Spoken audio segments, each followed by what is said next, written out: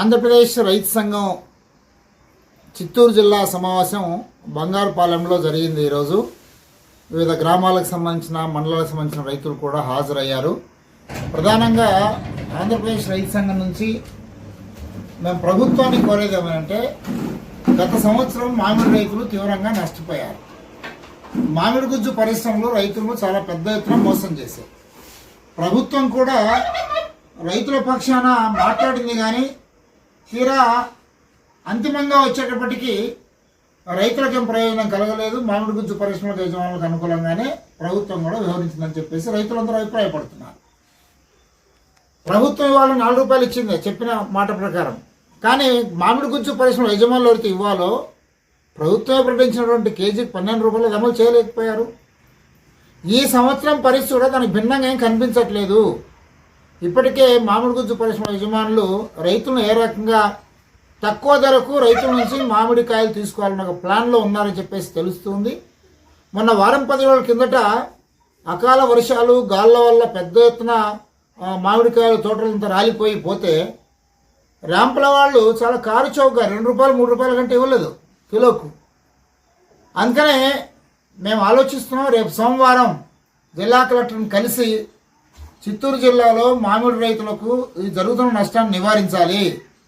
కనీసం కిలోకు 20 రూపాయలు తక్కువ లేకుండా ధర నిర్ణయించి మామిడి గుజ్జు పరిశ్రమ యజమానులు అమలు చేసేలాగా తగిన చర్యలు ప్రభుత్వం తీసుకోవాలని చెప్పేసి ఆంధ్రప్రదేశ్ రైతు సంఘం నుంచి కోరుతున్నాం.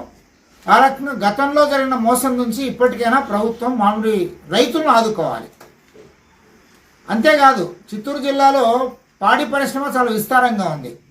ఒక పక్క మామిడి ఎంత విస్తారంగా రైతులు పండిస్తారో, పాడి పరిశ్రమ కూడా అంతే విస్తారంగా ఒక జీవనోపాధిగా ఉంది. ఇటీవల పత్రికల్లో వచ్చింది, అమూల్ కంపెనీ వాళ్ళు వాళ్ళ పాల అమ్మే ధర 74 రూపాయలు చేశారు. దాన్ని చూసి అన్ని ప్రైవేట్ కంపెనీలు కూడా 74 రూపాయలు అమ్ముతూ ఉన్నారు. తీరా రైతులకు సేకరించే ధర ఎంత ఇస్తున్నారు? 30 రూపాయలు 32 రూపాయలు మించి ఇవ్వట్లేదు. అంటే పాల కంపెనీలు ఏవైతే ఉన్నాయో మొత్తం ప్రభుత్వ ప్రైవేట్ అన్ని పాల కంపెనీలు, డైరీ సంస్థలు, డైరీ యాజమాన్యాలు వాళ్ళు అమ్ముకునే ధరలో సగం కూడా రైతులకు ఇవ్వడం లేదు.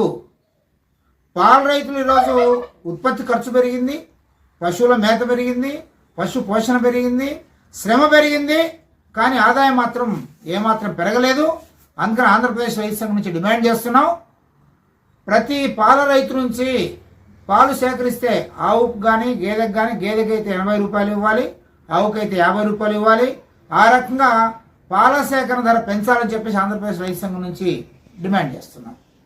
అట్లే రాష్ట్ర వ్యాప్తంగా దేశవ్యాప్తంగా చూస్తే నిన్న మొన్న పత్రికల్లో వచ్చింది, ఎరువుల కంపెనీలు వాళ్ళు తయారు చేసే ఎరువులు అమ్ముకునేందుకు ప్రభుత్వం అనుమతించింది.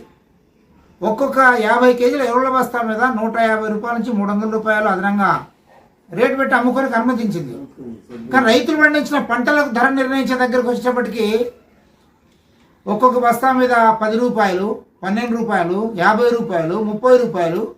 అంటే రైతుల ధర, రైతుల పంటలకేమో ధర తక్కువ నిర్ణయిస్తారా? ఎరువుల కంపెనీలకేమో ధర ఎక్కువ నిర్ణయిస్తారా? ప్రభుత్వాన్ని అడుగుతున్నాం, మీరు ఎరువుల కంపెనీ పక్షాన్ని ఉండదలుచుకున్నారా, రైతుల పక్షాన్ని ఉండదలుచుకున్నారా అని చెప్పేసి ప్రభుత్వాన్ని అడుగుతున్నాం. అందుకనే గత సంవత్సరం రైతులు చాలా నష్టపోయినారు.